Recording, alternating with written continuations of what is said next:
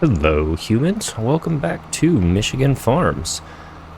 At the end of the last episode, we finished up tedding our grass field over here, and we are going to get this field windrowed and baled up to start this episode.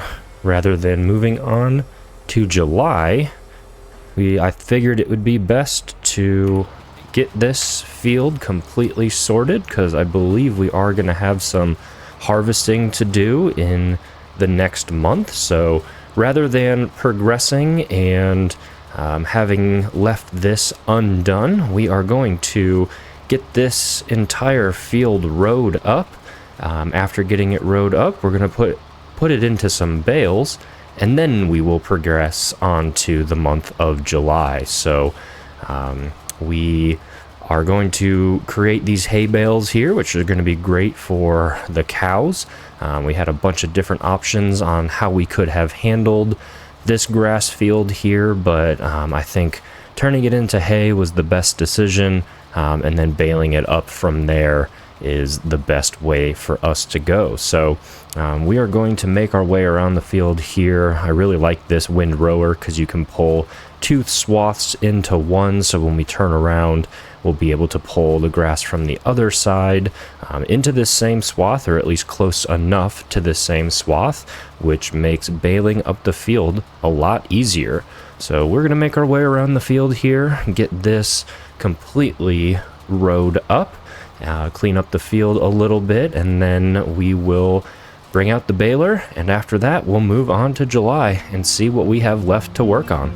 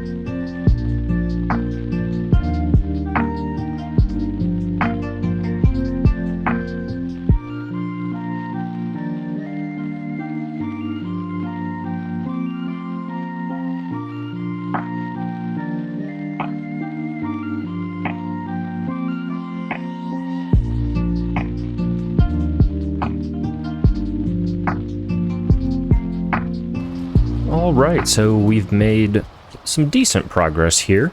As we work through these fields, it reminds me how large these fields actually are.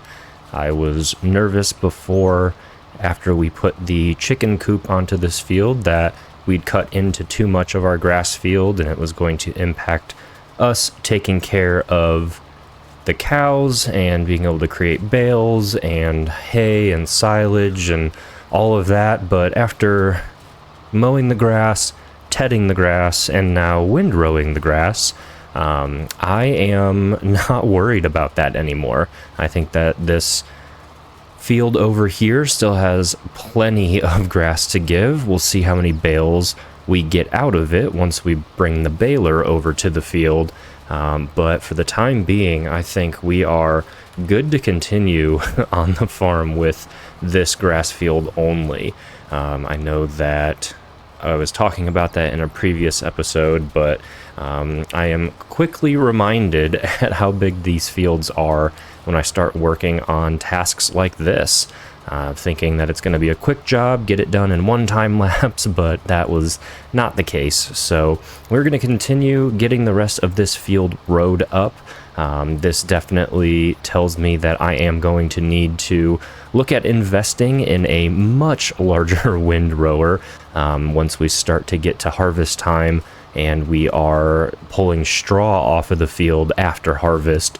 This windrower is great and does a nice job, but I definitely think we will need to go for a larger one, if there is one, to help make that faster, because this grass field is nowhere near as large as some of the oats fields that we have planted. I think we have 2 oat fields planted on our farm right now, and baling up the straw after those harvests with this setup here would take quite a long time. So you know what, let's actually jump into the menu and just do a quick comparison. So let's see our owned items here. We're going to look at our windrowers. This one has 9.7 meters of working width, but if we jump into the menu, pull up the windrowers here, I believe there are some that are much larger. So this one, 14.7, 15 meters, 9.3, 8.5, 10.3 to 20 meters. So yeah, there are definitely some much larger options here. We've got another 15 meter wide one here, so we definitely will need to upgrade the windrower that we are using today once we are in harvest mode.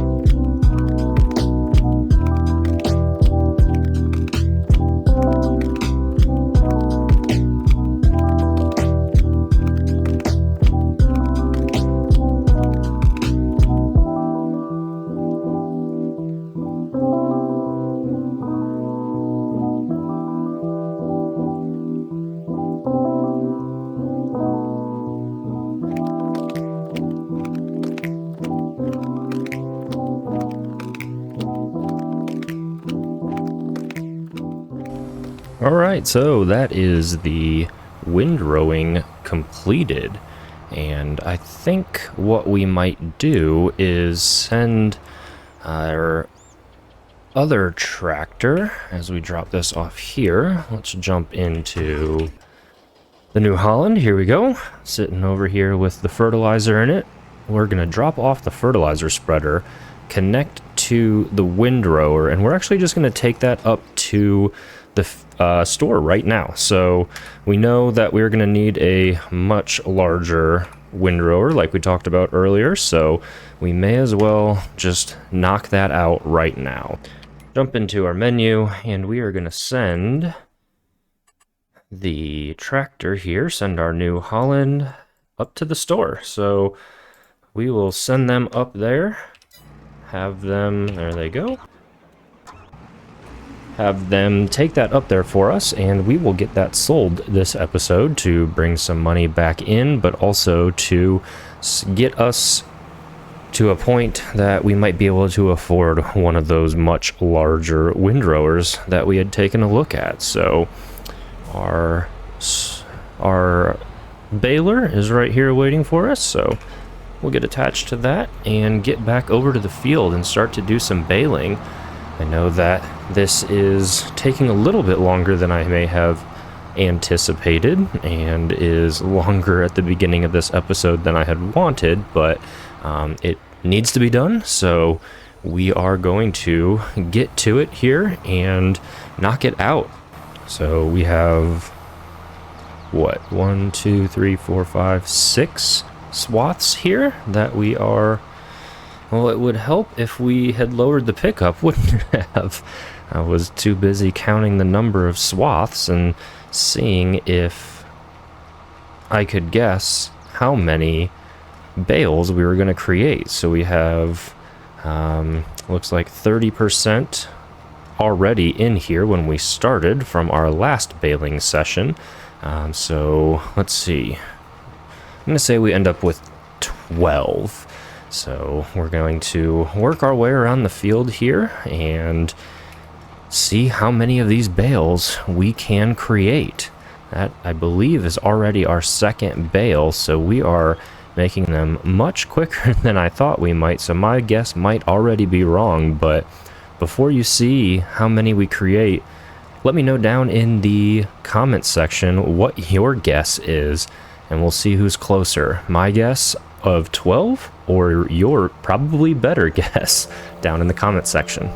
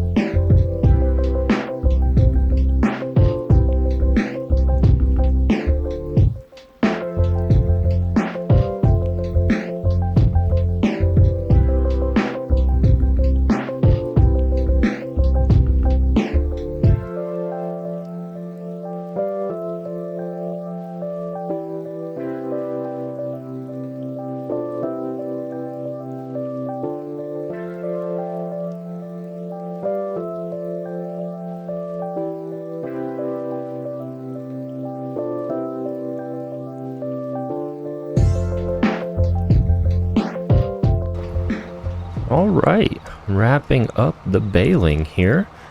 This is the last swath that we have. You can see that we've definitely missed some pieces here and there. Our swaths in some places, I believe, was larger than the pickup of this baler here. So we have, let's see what we're at the end of this pass, 52%. So we probably have enough in the fields to complete this last bale. So I will probably zip around and fill up the baler here to try to get that one last bale.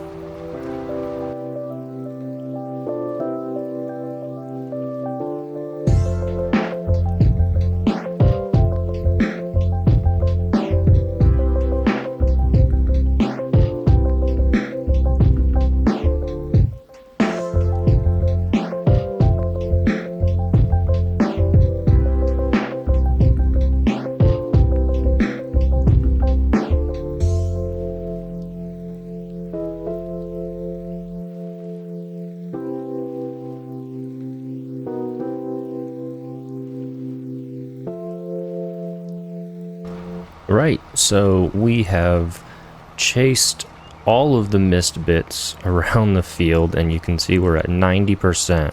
We have this last little bit in front of us here, but I don't think there's going to be 10% in that.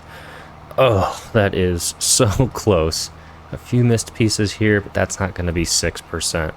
Well, can't fault us for trying. It would have been great to get another bale, complete bale off of this, but it will just go towards the next bale, and we will definitely be doing some baling in the near future. So let's get that switched over. I want to unload that. We'll go ahead and get this put back into the shed. You can see just from this shot alone, we made much more than 12. So let's jump into our statistics here. 21. We made 21 bales. So I was very wrong. Hopefully your guess was closer. I'm interested to see if anybody guessed it correctly without cheating. But yeah, I am always okay to be wrong in that direction when I am wrong and we either create more of what I'm guessing, or I am wrong and we bring in more money to the farm when we are selling something. So yeah, I guess it's okay to be wrong when you're wrong by underestimating. So let's go ahead and get this tucked back here in the shed. I did do a little bit of a shed cleanup, or at least tried to, in between episodes. So we'll get that parked off there, disconnected, and then we'll go and get this parked in front of the house. But before we rest, I did see that the worker finished their job up here, so we're gonna get this windrower pulled into the space back here behind the store, get it repaired if it needs to be, get it repainted, and get it sold off. I don't think we'll be needing this until harvest time, and we will hopefully be able to afford a new, larger one either before that time or once we bring in some money. So, all right, we will repair it for 9, repaint it for 2,300, and then we're going to bring $34,000 back into the bank, which is great. So we're going to go ahead and sell that. Yes, we do want to do that. All right, so 51,000 in the bank. Let's go ahead and jump into the menu. We're going to send the worker here back down to the farm. And while they are doing that, I actually saw this fertilizer spreader here, and I mentioned before that our grass was only 50% fertilized. So I'm hoping that I can do a quick fertilization spread on the grass now that it's cut. Let's see. If we jump into the menu here and fertilization, yeah, you can only see there's one application. So let's go ahead and get over to the field and put a little bit of this down and see what happens. See if putting down fertilizer after it's been cut will actually move it up to that 100%. It did not work the last time, but I think it had progressed on too far of the growth stage to actually fertilize to 100%. So that is looking promising because that texture is changing, and yes, it is. So we're going to knock out fertilization here really quickly. You can see that we're able to do this at 15 miles per hour. We are being able to do this with a very wide spread. We are on full width here, so it should only take a couple passes. This is going to help our next harvest of grass out here, our next cut of grass, be even more productive than it was today, so even more bales next time. Not that we really need many more, but hey, if we are able to and we have the time and the equipment to create a better yield for ourselves, we may as well do it. As I am dragging a bale with me, get away, bale. As I'm dragging a bale with me, we are almost already done, so we'll finish this up really quickly here, and then we will rest and hopefully have some fields that are ready to harvest in July.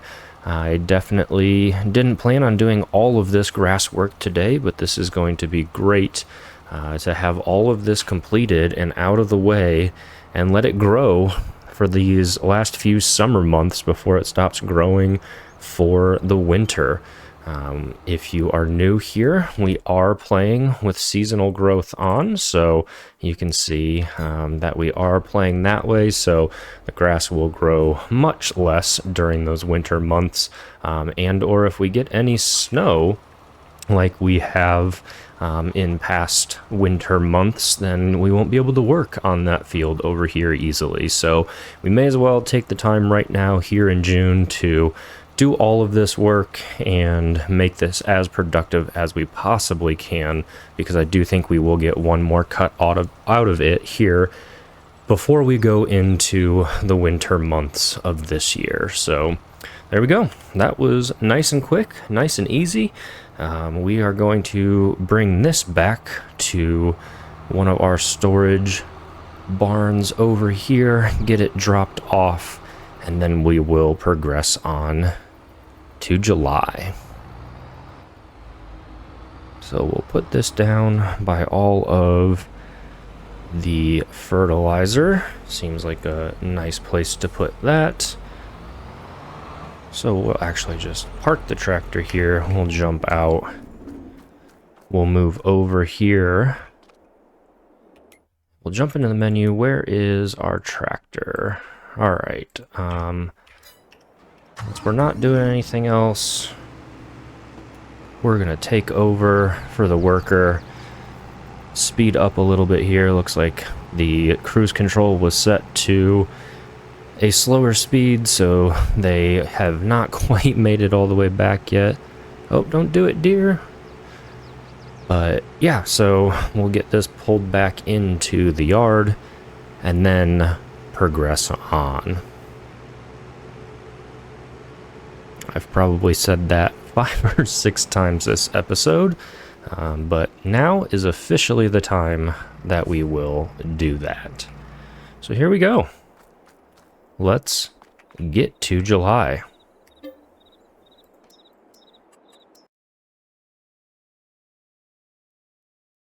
Welcome to July.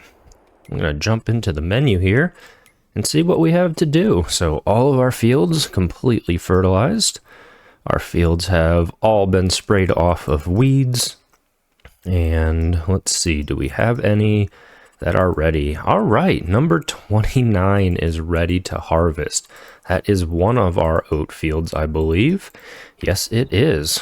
All right, well, that is what we were hoping for when we moved on from June. So we're going to get over here to our combine. We will attach to the header trailer and pull that over to field number 29 and get to harvesting that field. It is finally harvest time. I feel like we've been waiting for a rather long time to get to this point. And today is finally the day. So as you can see by my driving, I am quite excited, crashing all over the place, to actually get over to the field and start this harvest. It has been a long time coming.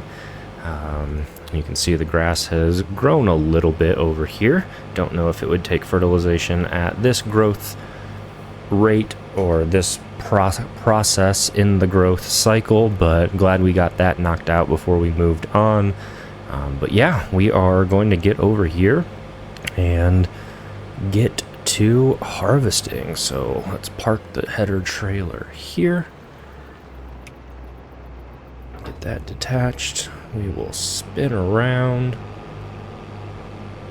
and get connected to the header and start to make some passes here of the headland. So I need to unfold it. It would be nice also to invest in a larger header. This one does very nice for us, but it definitely makes for a little bit longer of a harvest than we might like. Make sure that that's going to, nope, we want to switch that over. We want to be putting that down into a swath so that we can bail that up. There we go. So this header does well, but I believe there are some larger options for us to use, which would make this harvest quite a bit faster. So what's going on? Okay, there we go.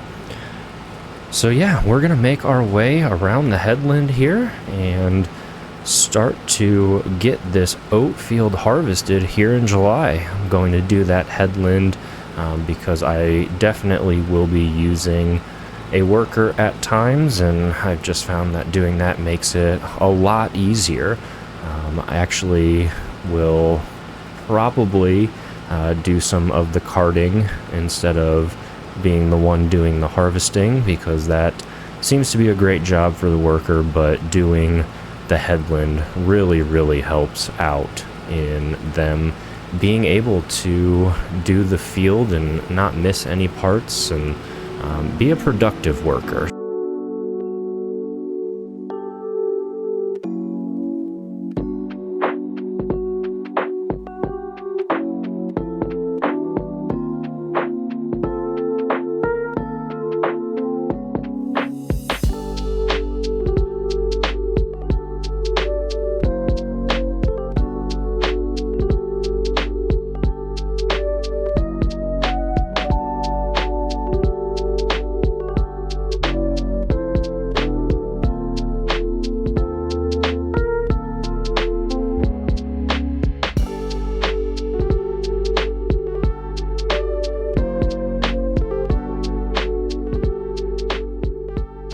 Okay, so getting to the last little bit of the first pass of the field here, finishing up the headland, and only about 70% in the grain tank, which is great. So I will spin this around and get it put onto a worker, and then I will go and grab one of our tractors and connect to the trailer and bring that out to the field here and get to unloading the combine once it's needed. So let's go ahead and get this dropped down.